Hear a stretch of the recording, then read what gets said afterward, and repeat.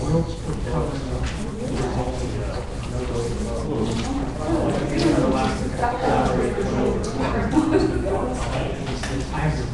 can shave today.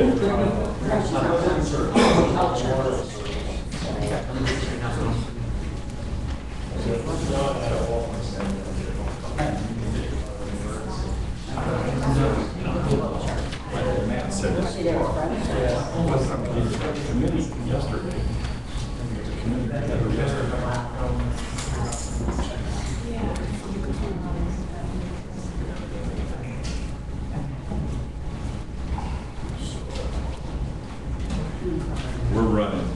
Anytime you want to get started. Okay, we got to run. I have 7. Oh, is it 7? I have 7. What are you saying for the pledge? Put that on your list. I pledge allegiance to the flag of the United States of America and to the republic for which it stands, one nation, under God, indivisible, with liberty and justice for all.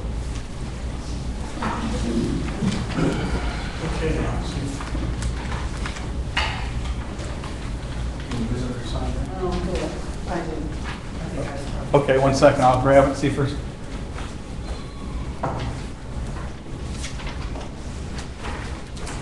Okay, Thor, if you don't mind talking while I'm walking back to my seat. And I gave you each a copy of what I'm going to speak about so that you have that. Last night at our executive committee meeting, the WA has come up with an idea of another way we can get some money in the hands of our students in the form of a scholarship, or even possibly if we have extra money to help fund community services. What we would like to propose at this time, a program that will be handled, administered by WA, so there's no time to the district in that sense, that on Friday, teachers that would choose to wear jeans could pay $1 into a fund, and then we feel very confident that with money collected, we'd be able to offer a $500 scholarship. This would be in addition to the 2 $500 scholarships we already give every year for students that are going into the field of education. This one would be to a senior who has the most community service hours outside of the school district. We know this is now part of their requirements, and so we would see for the senior that has the most community service, it would help motivate our students to meet this community service goals. We believe there would possibly even be enough money to fund 2 of these scholarships, and if not, then any extra monies that would be left over could be used to help fund. I know a lot of the buildings do Meeting Family at Christmas, give money towards that. We could start out also the community food cupboard that is used by both Atwater, Randolph, I think it's called the Randolph-Suffield Community Food Cupboard. That extra monies could go to that if we didn't have enough for 2 entire, or if we had enough for 2 scholarships and extra money. That would go also for that at that point. We feel it'd be a great opportunity for our seniors to get some more money in their hands to motivate them to go above their community service requirements. We think it would be us setting an example of giving and helping towards the community also as the teachers. So that is what we would like to propose at this time. If you have any questions? I have one. Yes. Because we already have a gene schedule in place, and that's once a month, would you be willing to do $4 once a month if we don't decide to change or expand? Because that would probably afford the same amount of money. It would just be less frequent. So you would up $1 so we could still have a scholarship for the kids. I could talk certainly to the membership about that, Matt. I know that they felt strongly about the Jeans Day, on Friday. We do realize that there are some Fridays they need to be professional and need to, whether that be some type of assembly that would require that. And then, of course, on those days, we would not expect them, to wear their jeans. But I think it was more the motivation from the membership, from my membership that I heard through the executive committee, was that they would like to be able to do this every Friday and kick in the dollar. But as we said, we found a way that we think it could be a win-win for everybody. Thank you. Anybody else, any comments or questions?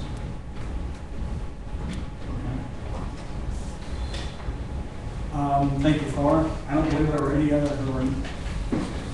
visitors that registered. Anybody else want to have anything? You may want to sign in or show. Certainly welcome to speak at this time. Okay, then. At this time, we'll call to order the regular meeting of the Waterloo Board of Education. Roll call, please, Tom. John? Here. Middleton? Here. Terry? Here. Fletcher? Here. Jones? Here. Item 4 is the President's report. And nothing specific to report this time. So we'll go to item 5. Superintendent report now. Okay, I have a number of items for you guys tonight. The first one I would like to talk about is the results from the state report card. You all have all seen it, but on the August board meeting, I said that we went through the parts, and then this board meeting, I would present the results and the final results. And they are up online. Actually, I was very happy today because I checked, and this is the first time I was able to see it in the actual format that they claimed it would be in. So in weeks prior, it was not as pretty. But anyways, so you'll see a lot of coming in 2015s. And when I talked last month, I talked about how this is going to be an ongoing process, and they're not giving us an average right now. So they're just giving us individual components. Some things that we thought we would do pretty good, and we did. Some things that we thought we were going to be struggling with, we are. So let's look at achievement first. Achievement, we got both a B on the performance index and the indicators met. So I was very pleased with that. That's an area that we're doing very well and should be proud of, that we're getting those grades for that area. If you go down to gap closing, on the other hand, we got a D. And that's the area that I presented that would be an area of concern for us. It was an area of concern in the past, and it continues to be an area of concern. I will tell you that I was happy it wasn't math, if there's a positive spin on this. And I think that we're continuing to look for innovative ways, but that continues to be a focus area for us. K-3 literacy, they're not reporting on it right now. We're doing a third grade guarantee right now, working on it, but that's going to be a big push for the state. Progress for value added, overall is a C. The lowest 20% in achievement, so those are our lowest performing students, they showed a progress of a D. So we're struggling getting those lowest achievers to move forward throughout the year. Graduation rate is also a B, which is paired up with that achievement. So when you put it all together, I don't know, right now you've got 4 Bs, 2 Ds, 2 Cs. So I don't know if we would land in the C range or not. And I don't even know that I can speculate that because they don't know how much each component is going to be weighted. So I'm fearful to even tell you what we might be. I can just tell you right now there's some things that we're pretty strong in. There's some areas that are continuing to be a focus. So if anything, this is just another layer of evidence of where we need to be pushing our efforts. And one of the efforts right now is the subgroups that we're serving, the economically disadvantaged, and the special education population. That's something that we know that we need to really put a concerted effort on continuing to improve. Questions?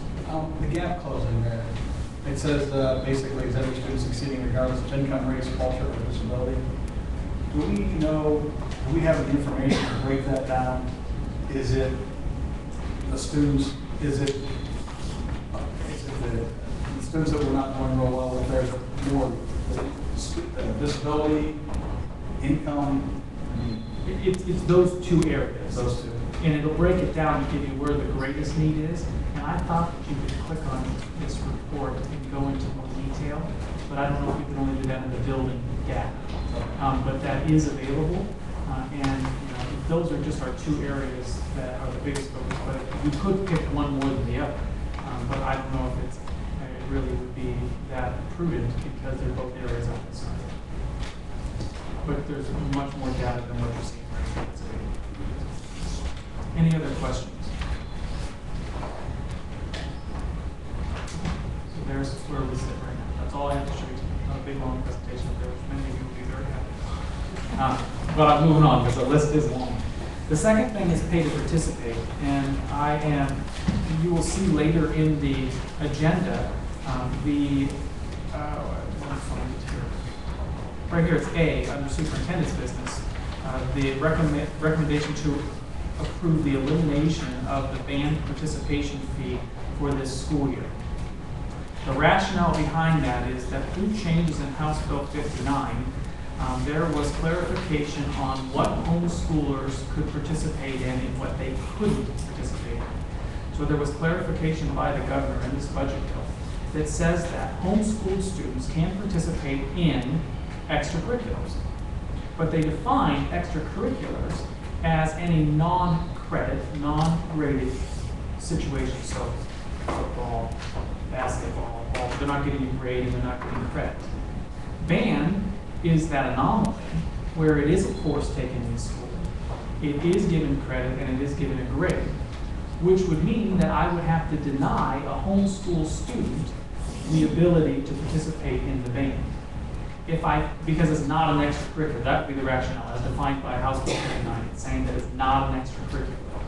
So if we're charging pay to participate for extracurriculars, but I'm saying I can't, the House Bill 59 says that band is not an extracurricular, then I don't believe we should be charging pay to participate for it.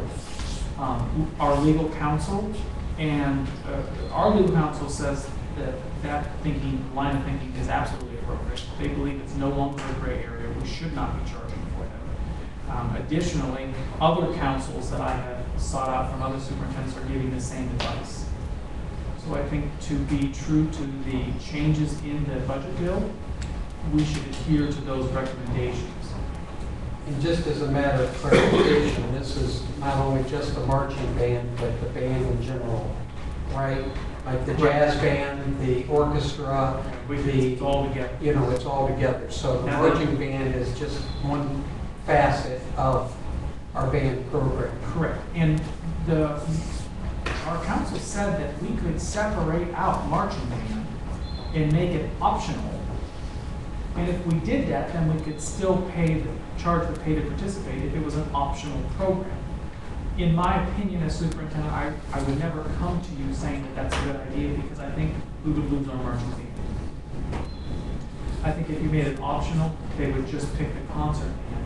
And I know that the marching band is a big component of the culture of Waterloo, and I think that it's something that I think that many people are very passionate about, and I would hate to lose that. But that is an option. I just didn't think it was very good. Does that affect the fact that we pay an extra supplemental, thank you, for watching it? No, I don't believe so. Are you talking about in the contract that we're paying for supplementals? Correct. I don't believe so. I mean, that's a supplemental, the same as football coach and chess club or whatever. I mean, it is a supplemental, It is. which is our for extracurricular activities. I can check. I didn't ask that specific question. So are you saying that if it's not optional, then there wouldn't be a supplemental for it? Is that what you're saying? Right.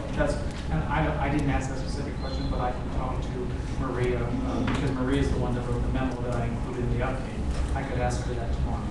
Well, and for the most part, marching band happens, during school, but it also happens after school. Which is where the gray area comes in. Not so much, yeah, during August, but just mostly on Friday nights, because usually the band does not stay afterwards. Well, Tuesday and Thursday, I think they stay. They stay after for a little while. Yes. So the concert band, there is no extra time other than the concert, So maybe the supplemental is to compensate the director for after-school practices during the school year and Friday night games, and then additionally stipend for band in the month of August that is outside the scope. But I can check just to make sure I'm firm that out for you. Yeah, it's just kind of. Because I don't have a concrete answer. Well, do we have to vote on this tonight?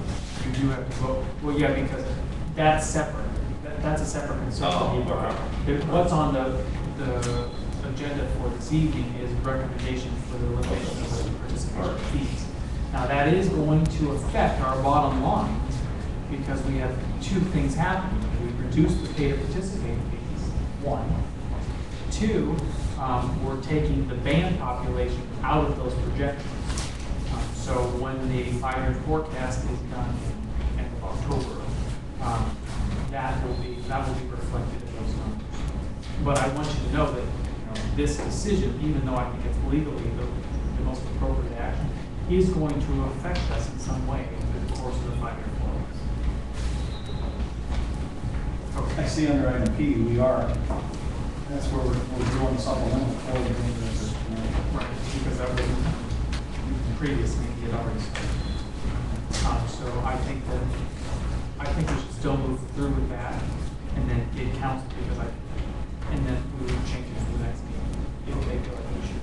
But it would be very hard, in my opinion, to not pay him for services already done if we're just taking action now. We have to prorate it or do something like that. Well, that's how come up in such a great area, because he deserves the supplemental. I mean, what happens there, and there's a lot of work, and a lot of energy, and a lot of effort, put in a lot of extra time.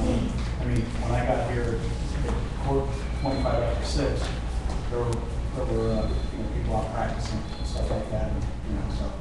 And there's a lot of time and energy, so it's just one of those things. So I think tonight, I guess my recommendation tonight would be because that should have already been done, my recommendation would be to vote on that and include it, and then if we have to prorate anything for what he's done with the changes we made tonight, then we'll do that at the outcome.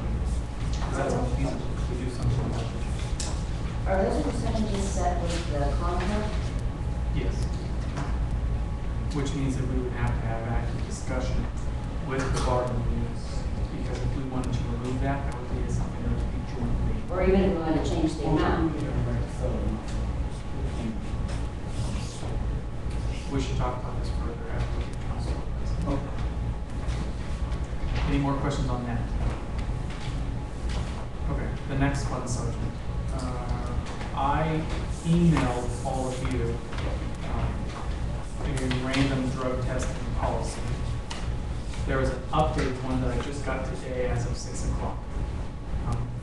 For everybody's benefit, I guess.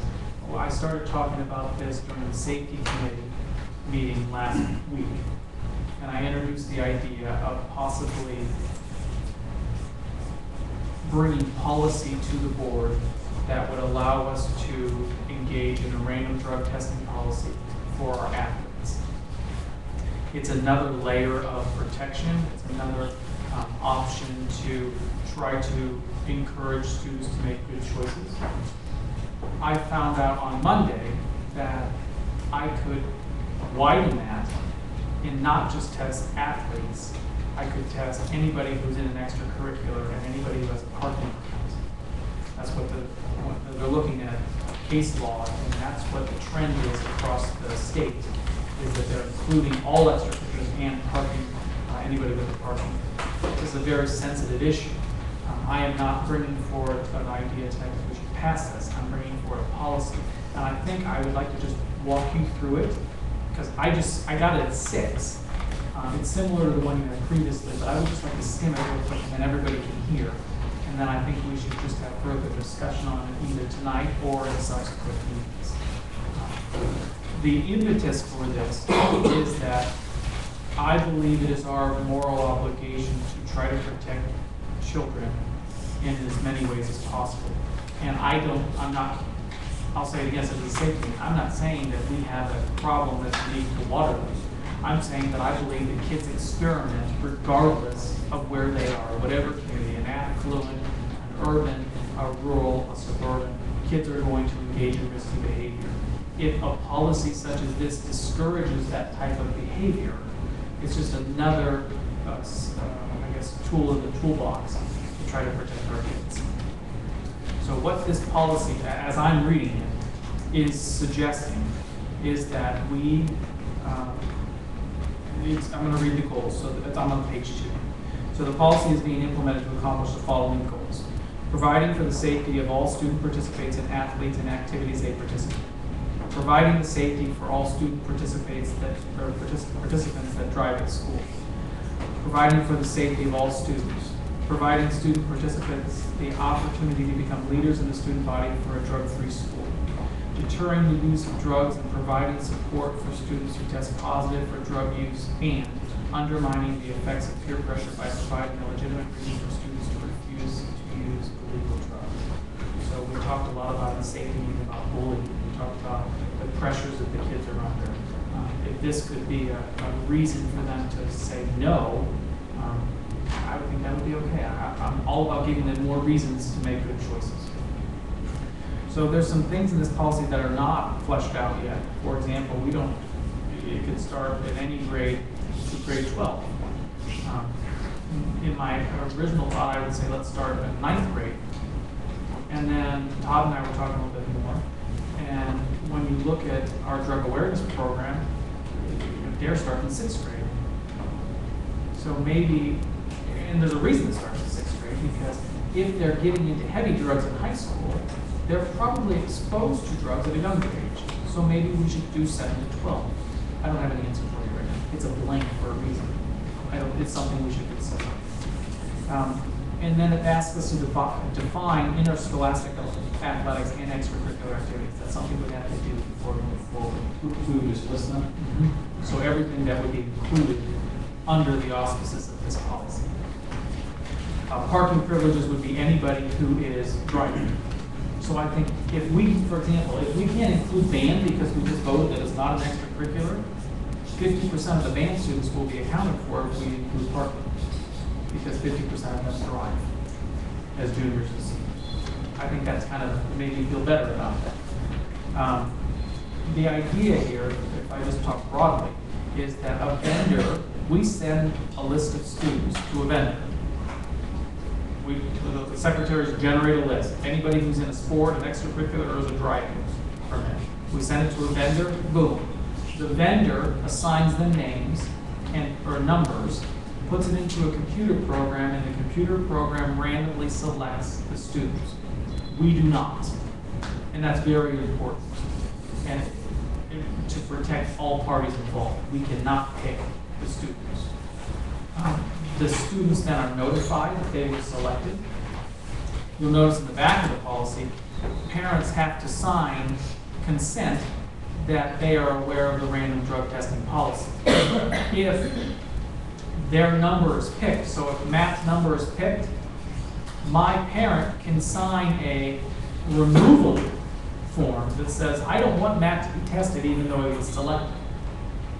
If they sign that though, if they remove, then they're out of extracurriculars, sports, and they don't drive.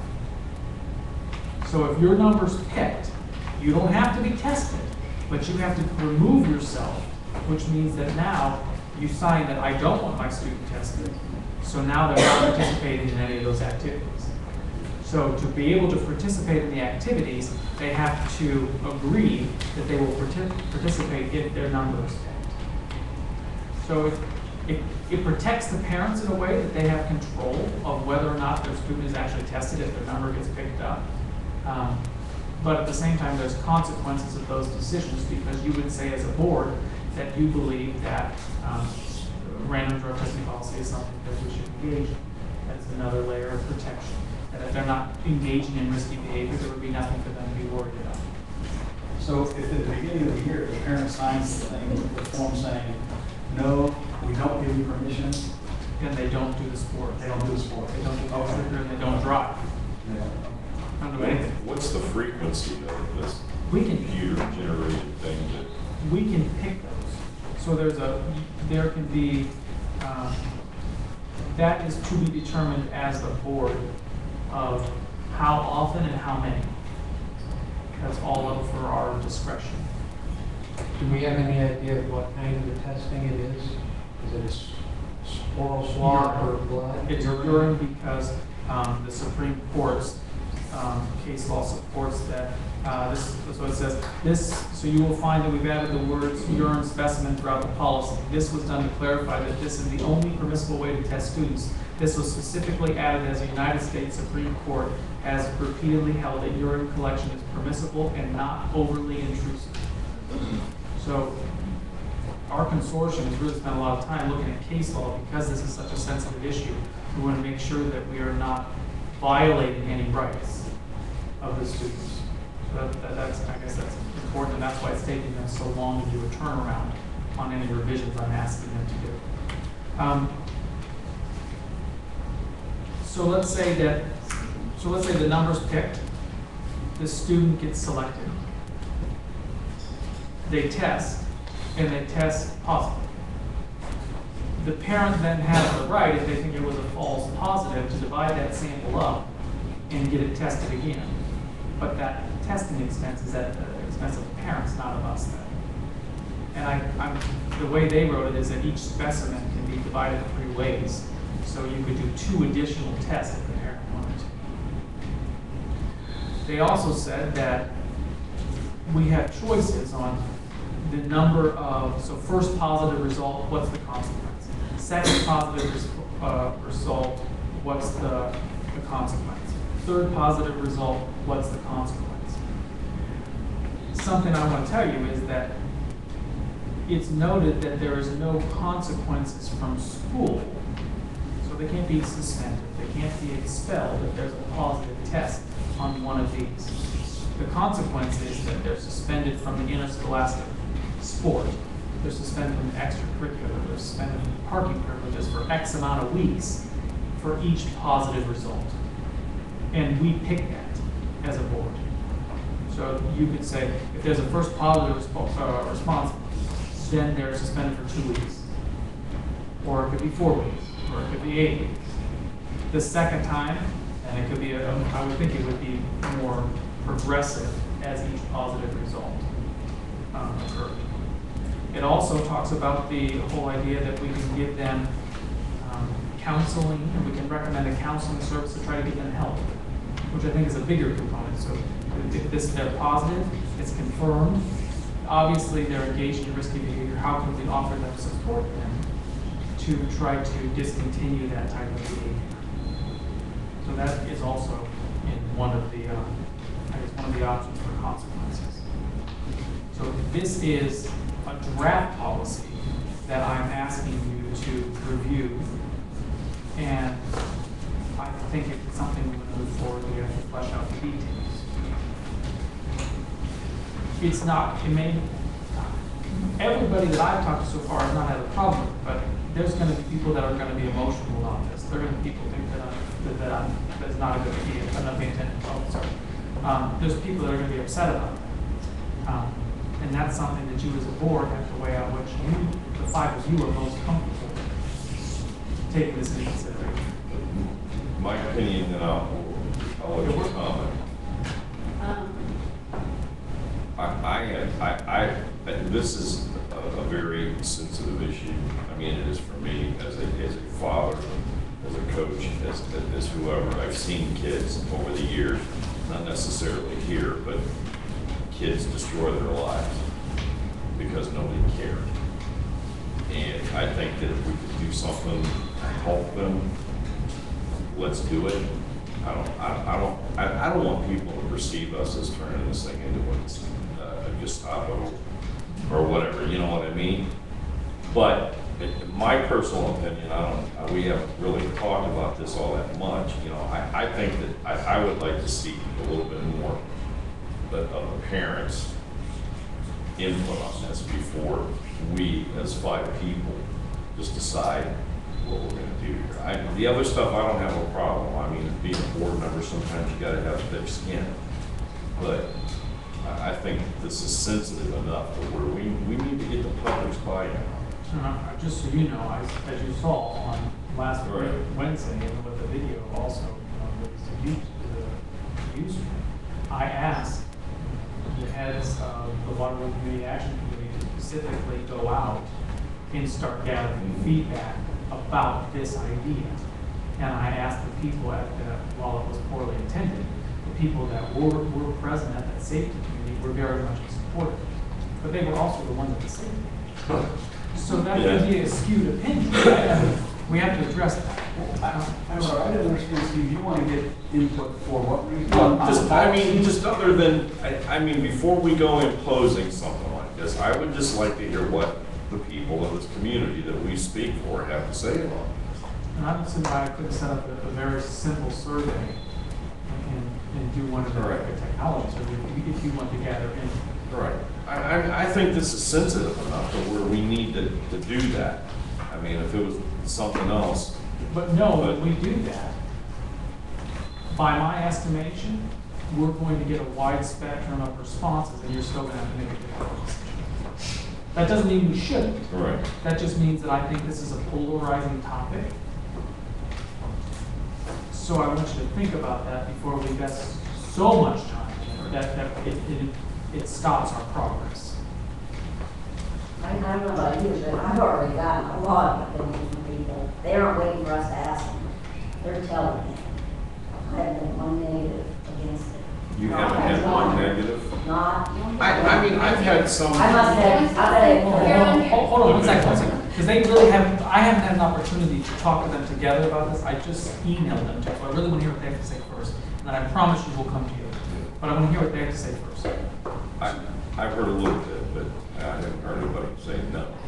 Not had anything negative at all. I've had people wanting to know why we haven't started it earlier. I mean, Yeah, from what I've heard, the same thing is they were under the impression that we did do this already. Right, And, and again, you get the You know. clarification, if it's not in our policy. well, the only negative I've heard is if we're gonna threaten to do it and then not do it, we'll just give jokes. Right. It- And that's not really negative, that's just, they're saying, you're gonna do it and do it now. Don't wait. So, The random numbering thing, however that pops up, that's what I don't understand compared to what we talked about before. I mean, if you have suspicions, We can't do anything with it. it's nothing. is there a reason it has to be random, it can't be just everybody? Yeah, I think it cannot be. It cannot be. It cannot be. Okay. It's What's, targeted. what's the reasoning behind it? I think that's what the That's case how law it is supporting. Oh, That's where you get in trouble. Because the law. that So, could be, you know, if that there's- could be harassment or infringing.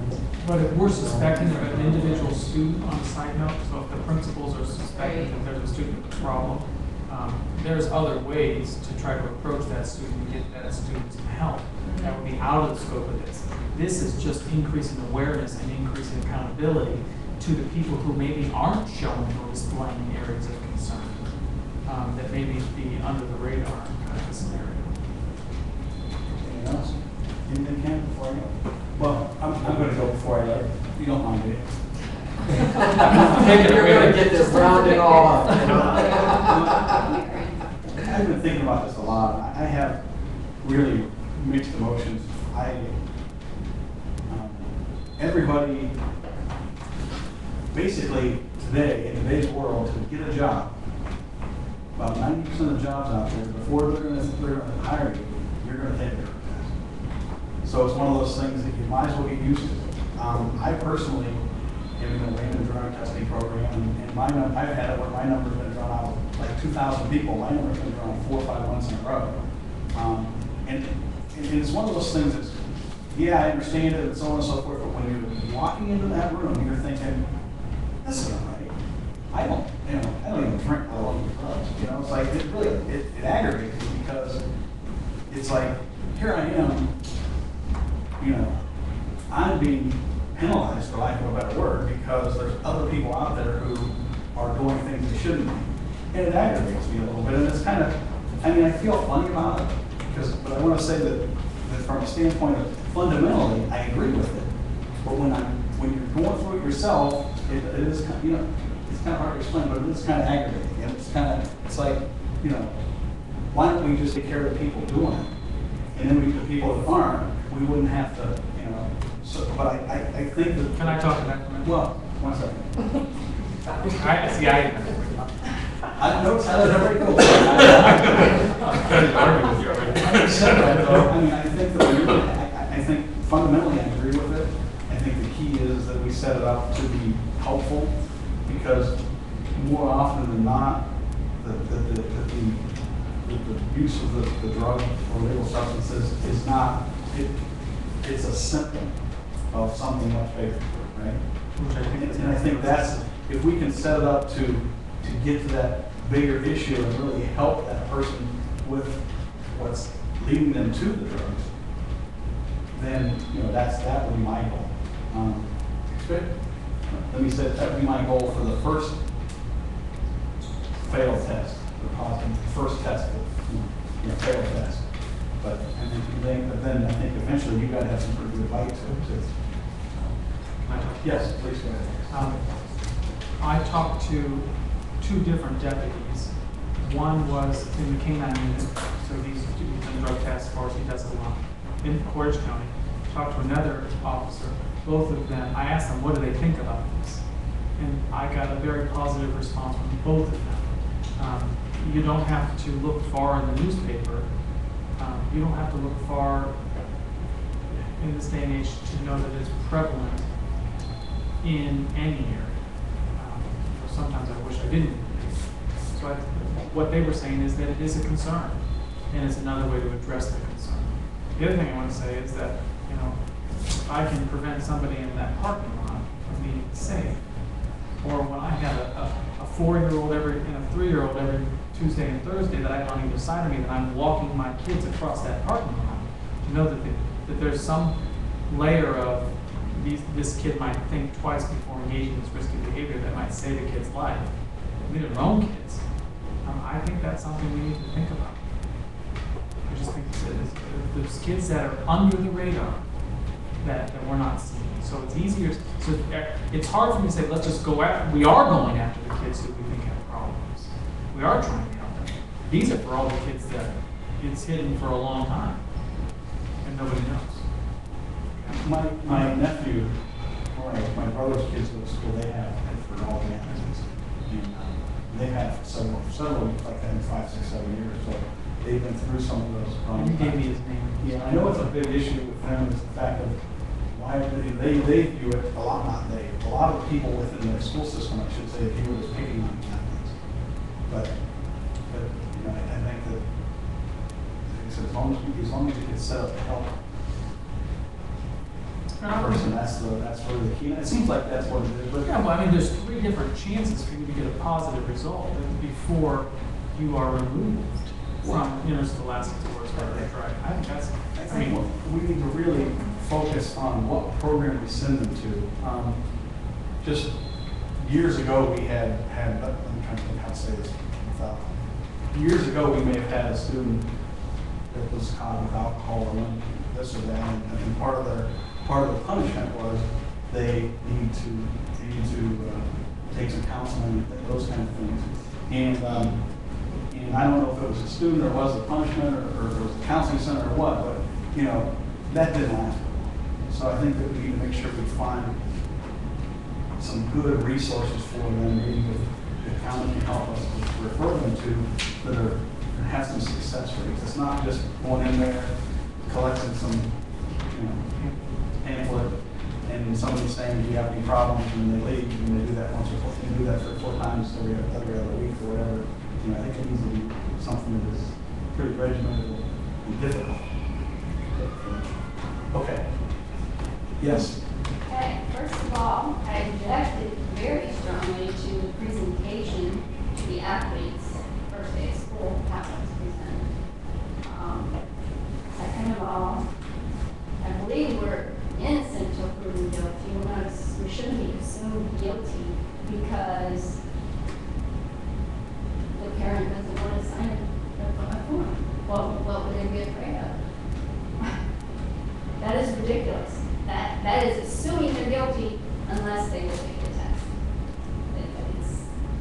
It's absolutely opposite of how we're supposed to operate here. The athletes are in programs after school. There are studies that show it's when the kids go home unsupervised, that's when they get into drugs. So more than likely the athletes wouldn't be the ones doing it. I entrust my child to the people here when he comes here. When he's not here, he's in my care. So he's not going to do drugs here more than likely. I don't think there's a rampant drug problem during the day either. So what you're doing is supervising my child when he's off his premises and punishing them for what you think should be or shouldn't be done. The students, the athletes,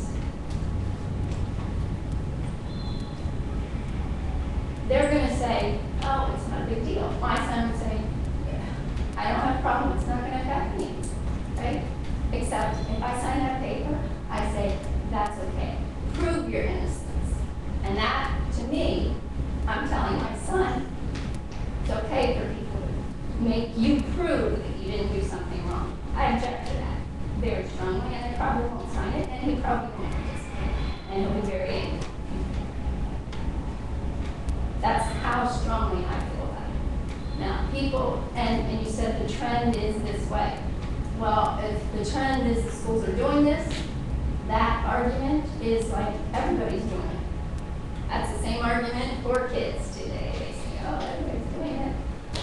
So you're using that same argument just because schools are doing it, just because people do it. Just because they throw out a net and see who they can catch, doesn't mean it's the right thing to do. I understand the point. I don't object to, wanting to keep kids safe and all that. What I object to is these people do, just like you said, he's gonna do it wrong, so let's punish everybody, and maybe we'll get the ones that do. It happens where I work, somebody does something wrong, you know what, we're gonna do this to everybody. I object to that very strongly. Somebody does something wrong, take care of it. Don't put it on me, because I didn't do anything wrong. And this is what this does. That's my objection, and evidently these days people just hand their freedoms away. Just here, take my right to my child. He's in my care. He's not. You don't take care of him when he's off these grounds. You don't pay for self-insurance. You don't take him to the doctor. You don't have to buy his clothes or food or anything else. That's my job. It's my job to make sure he's not going places and doing drugs. It's my job to teach him.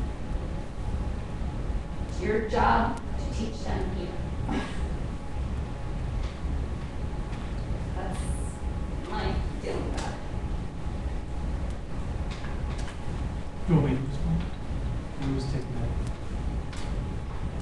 Well, I was going to answer the question. Sure. Okay, thank you, by the way, for your, it is. Any investment. We got 11 passed, we've been hearing for years and years and years, we need money. It passed 11 for you, and now this is going to be an expense, I'm sure, it's not for free. And also, you said the parent, if they get positive, you can do a follow-up test at the parent's expense. Again, why should I have to pay to prove innocence? I gotta think how I want to answer this, and because I don't want it to come off wrong. But I guess, what would you suggest? I mean, if you don't like the policy, the random drug testing scenario, what would you suggest? Just continue the way we are? Do we have a rampant drug problem going on here? Or is it just because it's a trend that everybody's drug testing, so everybody thinks everybody should drug test? Or do we have this problem that nobody's talking about? I don't know. That should be talked about. I don't know that we have a problem, but I think that in statistically speaking, anytime you get a certain group of people together, statistically, you're going to have a certain number of people who are using drugs, a certain number of people who are doing this. You and I have gone to this school our whole life. A couple of years, yeah. Were there kids that did drugs when we were in school? You pretty much knew who they were too. I don't figure it's that much different these days. The drugs might be a little different, but basically, it's statistically, it's probably the same. If not, probably less, because there's more education.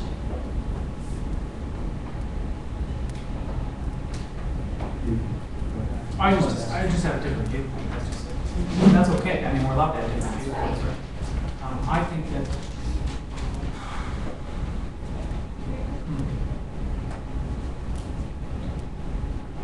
it's no secret that suicide rates are going up. If I took many times, I mean, we have the boxes, the ski boxes that are put around the room, or there's 3 of them in the building where they can drop anonymous notes off of kids that are concerned about other kids. That was developed because a parent didn't know that their kid was in a crisis situation and he committed suicide. I believe that there are parents, no, let me rephrase, I believe there are students that aren't as lucky as yours. I believe that there are students that don't have the support systems, that don't have the resources, that don't have people who are looking out for them for whatever reason. Maybe they're working 3 jobs. Maybe they've got 5 kids in the family. Maybe there's an infinite amount of reasons why there is a wide array of capacities for monitoring your students' progress. And while I would like to tell you that I can sit here and commit that it would be so much easier if everything that was supposed to be handled at home would be handled at home, it's just not the facts of life. We as a school are inculcating the societal norms. There is a blend, and there is no longer a cutoff of at 3 o'clock and everything is taken care of at home. It's just not society. So I think that I view it as a moral obligation to provide supports to maybe people who aren't in the same situation. Maybe they weren't as lucky as me, because if my mother knew about this, which I'm sure she'll watch the YouTube because she likes to watch the video to see her son on screen. She would tell me, She's the one. yeah, she's the one. She would say, I think this is a great idea. But I didn't need to have, this would make no difference in my house because my mother was evil. In the most wonderful way, but she did what you're describing. She did everything you described. I just don't think that everybody in our community or in any community is as fortunate as your student or as I was growing up. And when I graduated, there were students who did drugs. But I think there's a population of students who are doing it under the radar who are not the ones we suspect, the good kids. And if I can cause some kind of concern for a good kid, or any kid for that matter, to question their activity because it may affect them by some silly policy that 9 times out of 10 probably won't catch anybody, that question, that moment's thought of, do I really want to do this, may be enough of an investment. And I'm just dancing right now. I'm dancing. I'm just sharing my point. You probably still want to agree with me, but I want you to. I will never agree with giving up the assumed innocence, and I will never agree with, because this happens here, you have to pay for it. It's diametrically opposed to everything that I believe. So I just don't think we're going to find a middle ground. So I think you should take this viewpoint under consideration, because there's going to be the wide array like I talked about. Well, So I mean, you have to just weigh out. I can understand her point of view. I mean, I have 4 kids. I have 2 kids still in school. You know, and I am not going to sit here and tell you that I didn't experiment with stuff when I was their age. I mean, I would be anybody that would say, well, I can't say anybody, but I'm not going to sit here and tell you that I did, because I did. But I was one of the lucky kids. You know, I had a great friend of mine when I was a freshman in field. They called it huffing back then. I'm sure some of you weren't even born then. But he took a lunch bag full of Kleenex, sprayed a can of silver Ray Guard into this bag, and huffed it and died.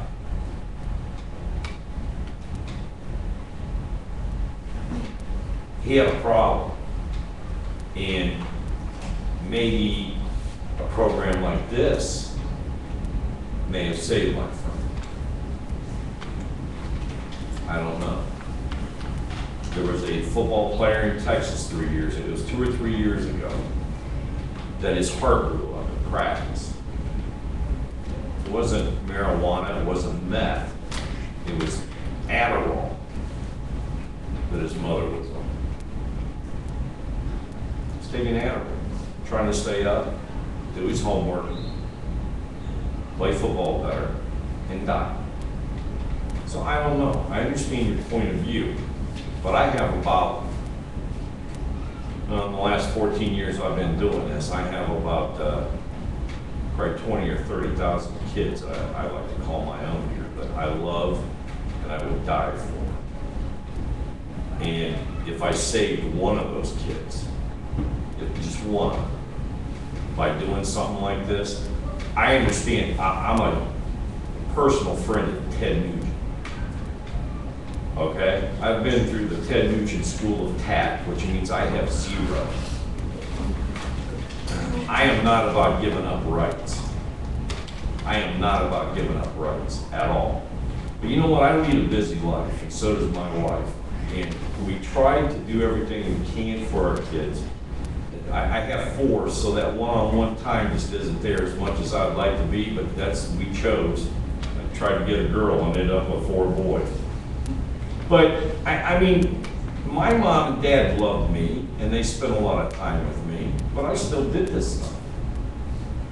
I was raised in church from the time I was a week old till I was 18 years old. I was told that I shouldn't drink, I shouldn't smoke, I shouldn't do this, I shouldn't do that, I shouldn't do that. And as soon as I got the chance, I did it. But that was me, because somebody told me I should do it. There's a lot of kids out there like that. You know, it just infuriates me that we have to sit here as a board, or parents, or members of the community, and we have to sit here and talk about this kind of stuff. But you know what the reality is that there's kids dying every day because nobody gives a damn. So, you know, I respect your opinion. I'm all about not giving up rights, but I don't know. I've got mixed feelings about this. If we can save a kid's life, that's what I want to do. You know, there's a lot of things. I'm a busy parent. There are things that slip through my fingers. I'm not saying nothing you. I'm talking about me. If this saved my kid's life, I think it's the greatest thing in the world. So I don't know. I agree, Brian. I don't know what to do. I think it deserves a lot more discussion, but serious discussion, and we try to come up with the best solution we can. I think also, as a board, we've been frustrated in the past because the types of drugs that the kids are using nowadays are not able to be picked up by drug dogs or by things. This is the only way that sort of thing can be picked up. They don't pick up pills. They don't pick up if they're drinking alcohol. They do not. I mean, there's so many drugs out there nowadays that the only source we have at this point is to, look at them and say, well, you might be doing drugs, but that's discrimination, so you really can't do that. But, and I agree, in my day, you knew who the ones were that were doing drugs because they were proud of it. Nowadays, they hide it. And the only source we have, other than hearing someone say that might be suspicious, is to have drug dogs. And we've had that. And they just don't pick up the things that we're hearing that the kids are doing. At the same time, I get your point with the rights, because I'm the same way. I think at this point you have no say in what the government does. You have no say in anything, and they take all your rights away, and you're stuck. But at the point where you hear this stuff's going on, I mean, I don't know about your son, but my son, I'll say, well, they don't do that. And he's like, oh yeah, they do. And he goes down the list with me, and I'm like, no way. No way that kid does that. And he can go down the list and say, and I'm like, how do you know this? Because they talk about it. They talk about it, but they don't talk about it to the point where someone's going to turn them in. Because my child, whenever I say, well, give me a list, and he goes, well, you're not getting that from me because I'm not going to be the snitch. That's still the same too. But, it's just the fact that whenever this came out and the group of kids that Adam hangs around with, I said, what do you guys think about it? And they're like, don't bother me, whatever, because we're not doing it, so we don't care. They don't think about any of that other stuff. They're like, good, because it gets rid of anything in the school that's going to damage someone else in the school. There are kids that are out there that are pushing drugs. There are so many things now that I'm hearing, and I'm pretty much oblivious to a lot of it. But I will say, even like back in Steve's day, Marijuana was marijuana. You grew it, and that's what it was. You grew it, you smoked it, you know, and it was it. You didn't buy it, you didn't get it from someone else. That's how it was. You knew what it was. Now, the people that are selling it with meth in it. Well, the fact is, if you take meth one time, if you try it one time, you're hooked. If you try it twice, you might as well forget that you're ever going to get off of it. It is amazing, the statistics on it. And they're lacing the marijuana with meth. I'm like, I'm just sitting there going, is that even possible? I don't know that anything about it, and that's what they're doing. So they're getting these kids hooked from one time. And then the alcohol, I mean, it's just amazing. And maybe our kids are oblivious to all this, what's going on in the world in our little brigadoon here at Waterloo, but because they're oblivious, that's whenever they're going to get in trouble. And I think that just, you know, drug awareness at the same time. Yes, we do it in 6th grade, maybe we should be doing it more in high school. Again, I don't know, you know, exactly what all they get throughout the high school years, but I think that, I just think it's a bigger problem than any of us can imagine, and it's happening right here in our backyards. And I'm saying, Steve, if it helps one child, and maybe it is a child that doesn't have a home life that he can go home to or she can go home to, maybe, but if it helps one child, it's definitely worth it. And sometimes, as we all know, we do the unpopular thing, but sometimes if the unpopular thing is the right thing, then in my opinion, that's what we got to do.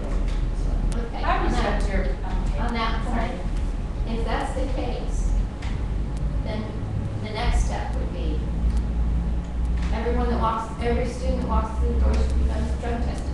Because you're not catching it. That's one, you might get now be an athlete. So everything that you're doing, random one you pick. So this is all on the chance that it might deter somebody. Well, you're a gambler and you want it bad enough. So my number's not coming up. Or you won't participate in extracurricular activities. So it's pointless. So then you say, well, gee, we're not hitting everybody, so now everybody should be drug tested. Now we'll stop. You know, where does it stop? Well, unfortunately, the law does not allow us to do that. So we Laws just like change. everything, well, but just like everything else. You know, we would like to do a lot of things to pass a levy or to get money or to do, and we're not allowed to because we're limited by the state law and the federal laws, and that's how it is. And we're trying to run a lot of those schools. We're, you know, within our limits of what we're allowed to do. And unfortunately, this is the limits that we're allowed. And at this point, this is as big as we can get. If we could get bigger, we would, but at this point, this is our That's limits. exactly what I'm saying though. If it was legal to test everyone that went through the door, then you'd be wanting to do that. I mean, that's what I'm saying. Well, but Where does that stop? I think it's the intent, because I don't think anybody is, and Brian said it, and Matt said it too. If the intent was just to bust all the druggies and put them in a cage somewhere, that's one thing, but the intent is that we care enough about these children that maybe if we save one of their lives, it's not all that convenient. I absolutely believe that, but what I'm saying is, on that same theme, you can say it's not effective enough, we need to test everybody. Well, I mean, we can't say that. In essence, we do to a certain extent because we have drug sweeps with the dogs. They come through our buildings already, and that's been commonplace for years. You know, so in essence, if it's in the school and it's detectable by a dog, doesn't matter if you're an athlete, if you're, you know, a student, if you're a teacher, if you're a janitor. That's these premises, I don't see one single problem with that. If there's drugs here, you should be able to find them and take care of it. But what this is Joey went to a party on Friday night and somebody gave him a sip of beer and his number came up. You know, that's a net you're throwing out to prevent something. Okay, I'm going to move forward with the understanding that I think that we should, because I gave you this newest edition just now, it would be my recommendation that you read it thoroughly and that we continued discussion on this. I think you should do an informational meeting. When I did the safety committee meeting, and that's what I'm talking about. I could do a meeting just on, I did a meeting, you're not coming in.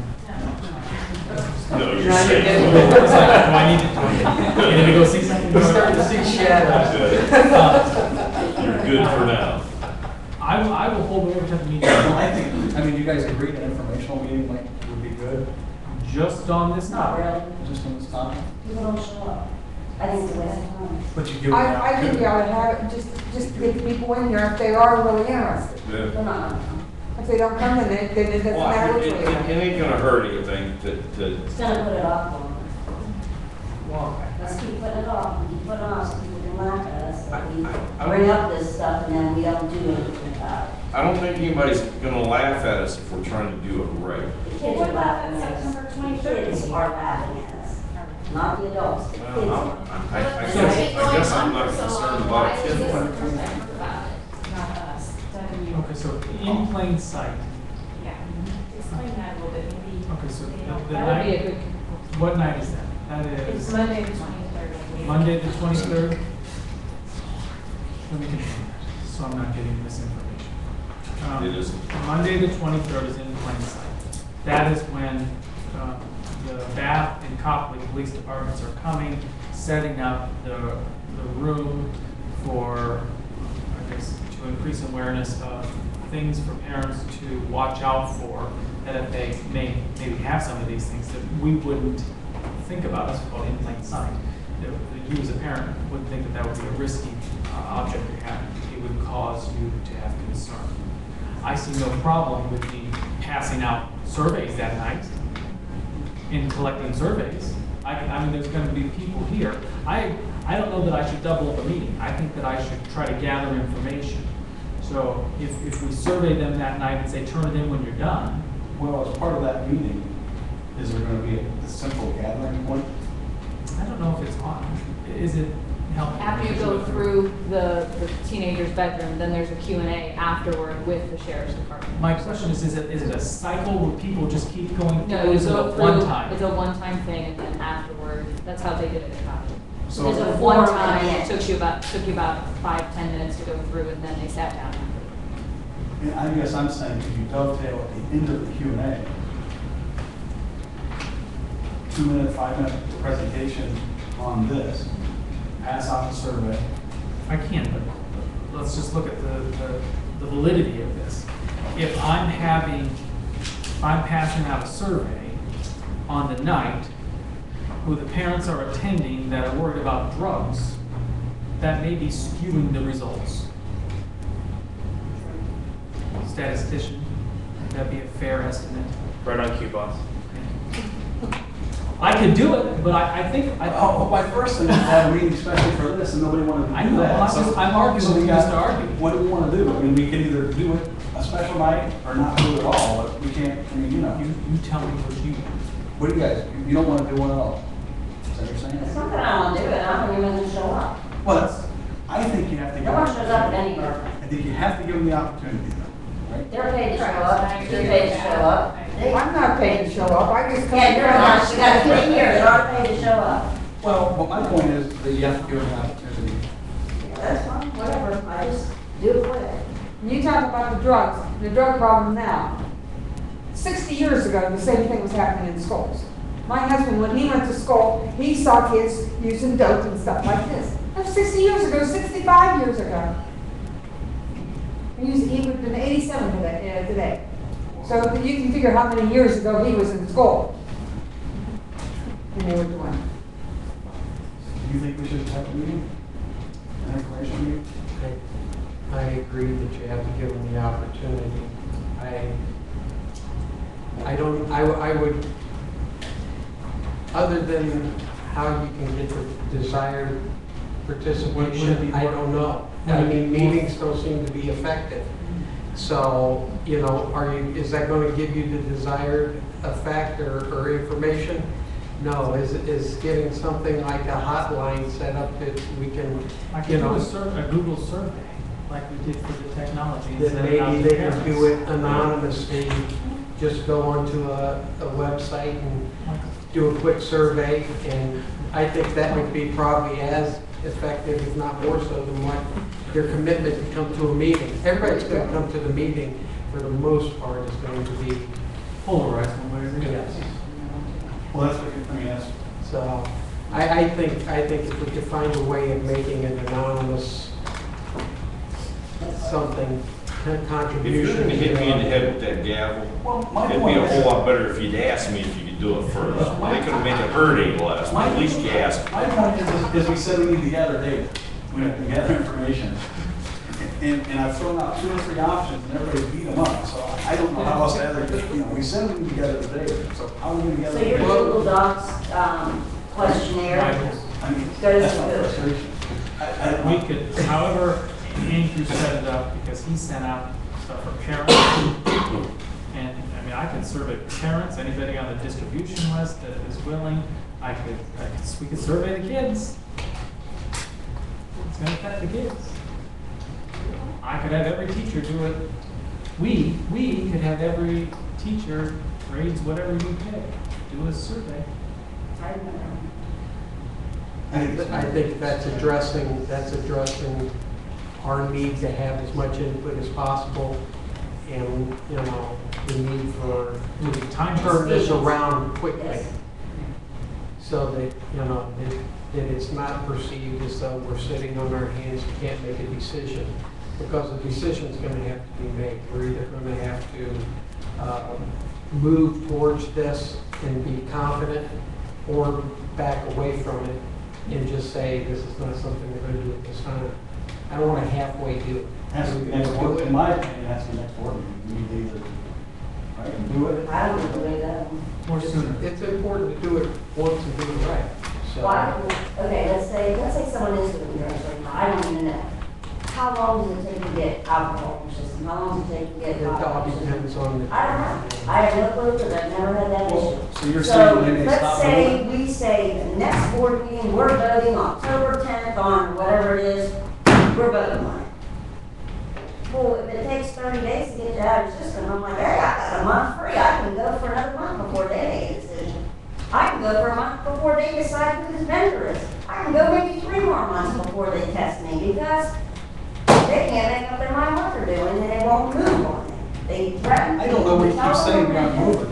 We talked about it 2 weeks ago, we got I'm policy. just saying, if we wait That's for- moving pretty quickly, in my opinion. Yeah, but if we wait till October, I that's mean, the whole have we not time. moved? What would you have done different? I'm not 2 saying weeks that. ago, we brought this up, and tonight we got a policy, and now you're criticizing us saying we aren't moving. That's not what I'm crazy. saying. I'm saying if we wait till October, we're not moving fast enough, is what I'm saying. That's what I'm saying. I think if we wait till October, we're giving, okay, let's say that your mom says to you, okay, Brian, on October 10th, I'm gonna decide if you're gonna get a spanking for the last week of what you did, okay? So you got 3 weeks off, don't you? No, I'm gonna be good for those 3 weeks to avoid it. No, you only get judged on that 1 week. If it takes 1 week to get alcohol in your system, and October 10th is whenever your mother's making that decision, you've got to October 3rd to be bad. Because you know, come October 10th, that last October 3rd, you better be good for that week. That's what I'm saying. That's what the kids are saying out there. That's You know what, they're I'm saying. almost 55 years old, and I could care less if a 13-year-old kid's laughing at me. So that's not that the is point, not my Steve. motivation. My motivation is, if we're gonna do this, we better make sure that his butt is covered, because he's the one that's gonna sit in the courtroom. And I am not gonna sit here and be part of a board that's gonna make a hasty decision on something important as this, and that is it. I'm not saying make a hasty I'm not decision. doing I'm it. saying don't tell them when it's gonna happen. We didn't tell them anything. So what if we say, You are. what if we say this? What if we say we will continue discussion? We will continue discussion. If we do a survey and we get the results back before X, we can hold a special meeting. You can do that with 48-hour notice. We can, even if I don't have it until October, then the next time we talk about it is October. It would be contingent upon when we get the data back, because that's gonna take time. So if that takes a week, Then if it's ready, and I say, do you want to have a special meeting? And you guys want to have a special meeting, you have a special meeting. If you don't, you wait. I can't tell you, I just don't know how long it's going to take what you're requesting. I can tell you it'll be timely. I can tell you it'll be done before next board meeting, you know. It's a question of when. I mean, you send out the survey and you say you got until a week or whatever. We can control the window. I can take kids to a computer lab tomorrow if it's done, but I'm not doing it. So we could, if it's done on Monday, we could take it. I told them that they don't have to do it today. Tomorrow We night. could do it Monday and the kids could have results instantaneous. We're gonna have to give the kids, I can't drag a parent to a computer. I have to give them a little bit more time. I mean, how do I say? I think that I'm more concerned about the parents than the kids, as far as I'm concerned, because, you know, hey, I think it's really more of a, I mean, my opinion, I would want the adults, the parents' opinions more so than the kids. So then you have to give them a bigger window, is what I was saying. Well, yeah, we would say. I think the week is sufficient enough. So we send it out sometime Monday, we ask for it to be done on Friday. And then I'll have it in the update. And you for could the do results. you could do an alert now saying it's on there. Yeah. But Everybody listens to this. Well, I think everybody would listen. If I do it at 6:45. Sure, for school yesterday morning. Everybody listen to that other level. But, you know, I guess my point is that I don't want to leave here saying we need to talk some more and then drag it out. No, we need a We plan. want to have a resolution We need and a plan plan. to do it in an expedient I manner. agree, I'm not saying rush it, I'm just saying, if you give them a date, I don't care if you guys think all the kids in this school are stupid, they are not stupid. They are smart, for the most part, they are smart, and they know what their parameters are. If they want to be bad out in those hallways, they know which camera's gonna work. They're not stupid. They know what corner they can go to be bad at. They're not stupid. They're smart kids. They know what their parameters are. And if they want to get around them, they can figure out how to get around them. So then let's say that's what I'm saying. we will bring this policy with results at the latest on the October meeting. If we can do sooner, that's We fine. will. I mean, there's a lot of things that have to be considered. I mean, are we going to start at 7th grade or are we going to start at 12th? We'd have to fill that in. What's our punishments then? We have to fill that in. We When did have- they start the day from? The beginning of the sixth grade, or that's more towards the end of sixth grade, right?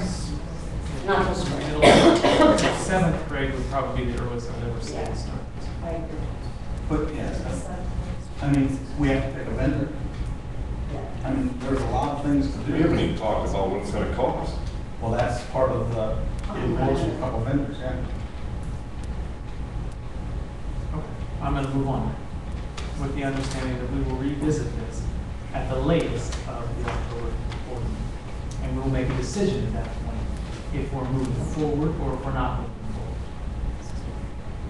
Any other questions? Is the survey? Last two things I ever really asked. We're gonna survey the kids. We're gonna survey adults, right? Are we surveying the kids? I think the more data, the better. So I think we should survey them both. Well, if we survey the kids, we'd like to keep that data, so. Yes. Well, yeah, of course. I mean, I can show you student data and I can show you. Right. For example, when Dr. Hill gave you results, he gave you parent data for technology, he gave you students, and then you can really compare the results. You get a lot of students that say, no, we shouldn't do this. I'd be going to begin to wonder about the students out there and whether they're all on drugs. Well, I guarantee you, when I was in high school, I'd have been voting no, Yeah, see? but, Okay. I mean, that was My 80 two, years ago. my two happy things, I have two happy things. The M2 excavating, the company M2 excavating, they donated their labor. Now, you notice that this kiosk, we've been waiting for a while for the kiosk. The concrete, the pervious concrete, the eco-friendly concrete from a special place we like to call eco-friendly land. Which we had to do because the grant Was the grant, the specified. grant specified what type of concrete. They donated their labor to do that. So the grant paid for the concrete. They were gracious enough to donate the labor. So, and they had to do it twice because the first time there was an opportunity they had to rectify. They donated their labor to do that, and that didn't have to come out of grant money, which was, that's a big deal. That was very kind of them because they did do that. They didn't have to do that. So I'd like to second thing that I have for you that's good news is Bob's Pizza donated the mascot. We never had a mascot, to my knowledge. Mostly we had one a long time ago, it was Long- Mark Burchett. How long? Yeah, We Mark did. Burchett So, years ago. so we have, in recent years, we have not had one. And he's called Ike the Bike. He was at the game, last Friday's game. I think that the student who will be remain nameless did a fantastic job as Ike the Bike. And I'm very gracious. Caitlin King spent time trying to solicit people to donate Bob's Pizza. We graciously did that. And you will see him on Friday nights carrying Bob's Pizza box, or pizza box. He likes Bob's Pizza box. So I think that's a great addition to the athletic program, a great way. I think that we are working together as an administrative team, as teachers to increase school spirit. And that's another layer to try to do. I was very excited about that. I was at the soccer games, on girls and boys soccer games on Tuesday, and I believe they're, like, is at the volleyball. Very popular in lots of other areas. So we appreciate the community support by, Bob's donating this, and it just goes to show that the community's doing the right thing, and that we're all involved in this, and we have a lot of pride in our sports program and our kids, and we appreciate that to Bob's Pizza. We just want to say thank you. That's, I believe that, the owner of Bob's is an old Waterloo graduate. I think he's one. And Great question. How do you know what? Graduated Ryan. You were born in 82. we want to survey them tonight. And then also, and I believe one of the co-owners of that is a Waterloo alumni. Justin Fan. Justin Fan. Right, and so it's nice to see people coming back Certainly give them, and helping us. Co-owner of, what'd you say? Oh, okay. and that is the end of the drama that I'm going to toss for you right now. I'll have more You information. sure are a troublemaker. You Oh, never did this. Yeah. Thank you. Thank you. Good. You're welcome. Okay, treasurer's report. Unlike Matt, I did not cause issues. Yeah. The numbers all add. So we make one.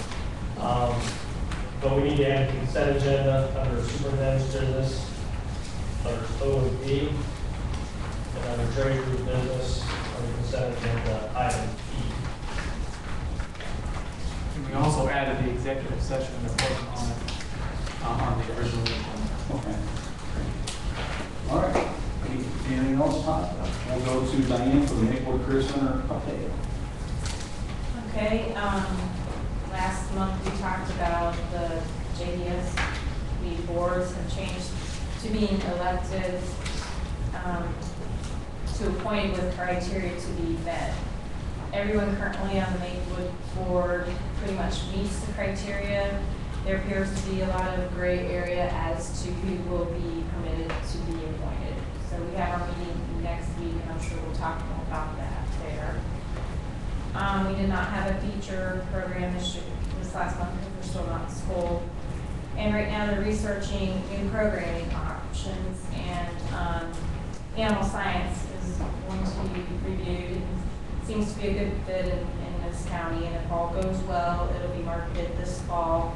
And if enough students show interest, Maplewood will start preparations for the 2014-15 school year. Would that be like a pre-deck kind of thing? Mm-hmm. Oh, that sounds Yeah. really So interesting. I think it's gonna be a big hit up there, and they were also trying to look into oil field, but I think that's gonna happen right away. So that'll be a nice new program that they will add hopefully the next school year. And that's all I have. And I have the minutes for you, if I'm not asking it. So you'll meet the criteria? I should, because of being the I think business that we did this owner and being in that same field that they have up there, but anything can change at any given moment. And so, I'm sure you'll go very home. Thank you. Okay. Legislative update, Kim? Okay, just to be brief, So we'll straighten this out. Just like me. Right now, there's 55 bills down in Columbus waiting.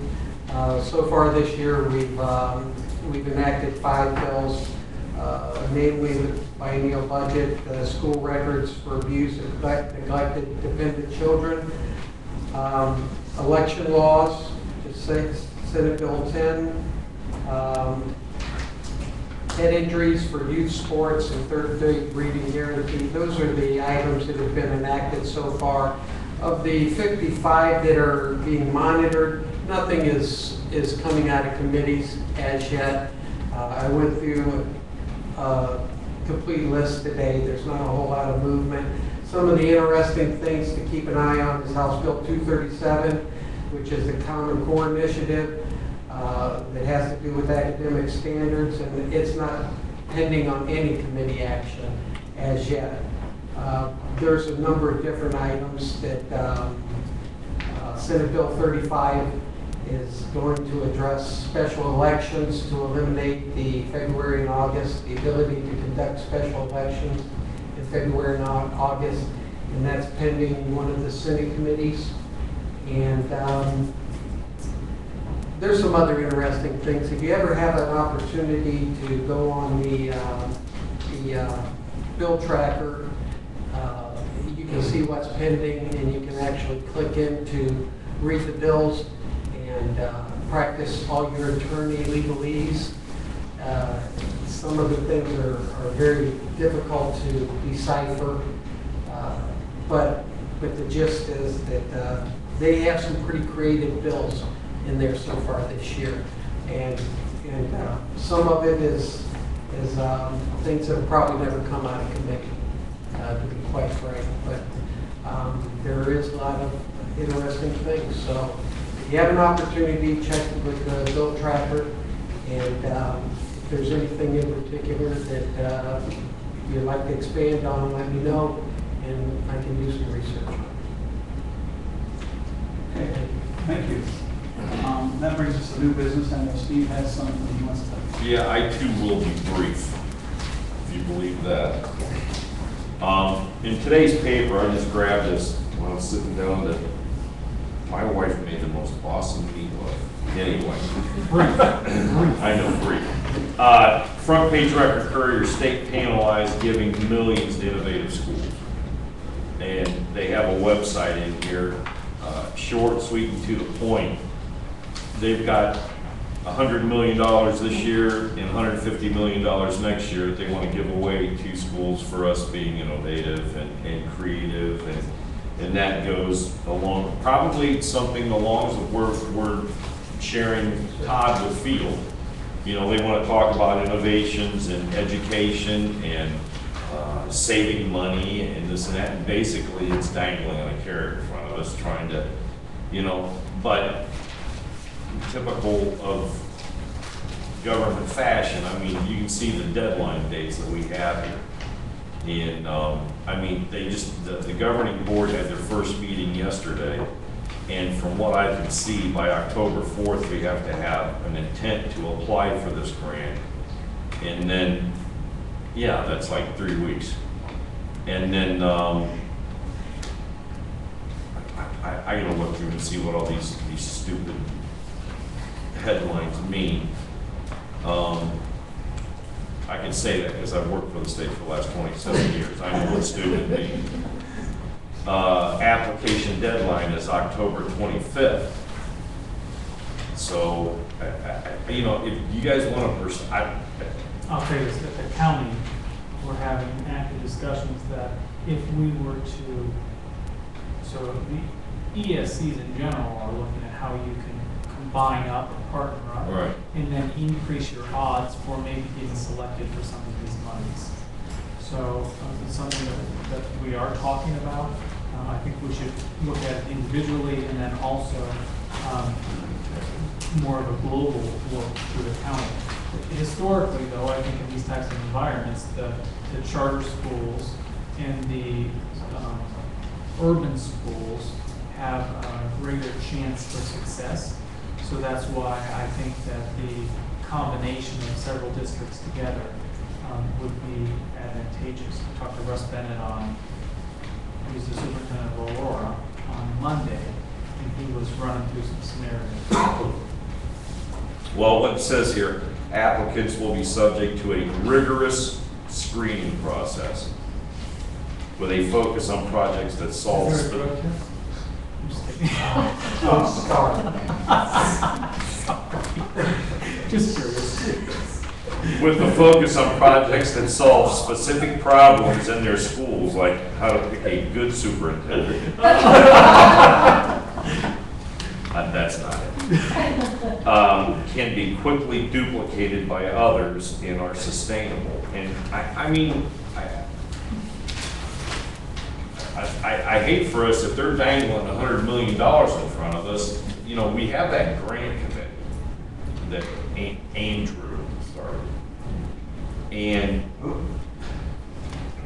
I just, you know, I don't. That's interesting. I mean, we haven't, I talked to Paul Moss a couple times on the phone in August about different things and scenarios we're running. There hasn't been an official meeting yet. I was going to try to do it before the end of September. Maybe with this information, we could kind of get them together and see. Yeah, I guess, you know, all this stuff, I try to go through this very quickly, and it is very confusing to me. Probably wouldn't be to you if you sat down and looked at it, but I see 100 million this year, 150 million next year, you know. It's something we're looking at. Yeah, I mean, you know, I don't think a lot of schools have a grant committee like we do. I mean, they haven't been successful yet, but I mean, they're beating it up pretty good. And we have some very good people, some very smart people on it. So, grants are not easy to get. So, I have a friend that she is a, for lack of a better term, she is a grant writer. And she specializes in finding creative ways to structure grants and so on and so forth and grant applications. And You think she'd be interested in? she would be interested. She used to live in Atwater, now she lives in Bristown. I'm sure she would probably be more to help. most of the people we got. It's very important as you write these grants. It's very important that you slant them in certain ways, and professionals know how to do that. And plus their contacts and their ability to read between the lines to see what the different foundations or whomever want. If this is going through the state, I'm not for sure, but I've worked with grant writers, with private foundations, and the reputation of the grant writers goes a long ways to those foundations to know that their monies will be utilized wisely, and the trust factor is huge. So, but if we've got some... Well, we can look at it. I just don't want to, you know, people to expend a whole lot of energy on something we have zero chance of getting. But I mean, if you don't ask, you don't get, Exactly. you know, so. Exactly. But they don't give you a whole lot of time to put a game plan together either.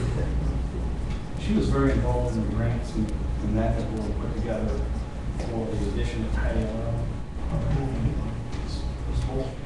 So Sounds like she may have some ideas. You should get past Holly and see what she thinks, because I think that's what Holly does, and that's what she did, so. Thanks, Steve. Any other new business?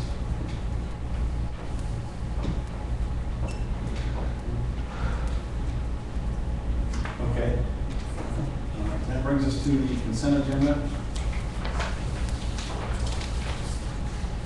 Any comments, anything you'd like to add in there, Mr. Superintendent? I think that the one thing I want to draw our attention to is that we were recommending item G. We found a head mechanic, his name is Ty Brooks. We are officially hiring him tonight.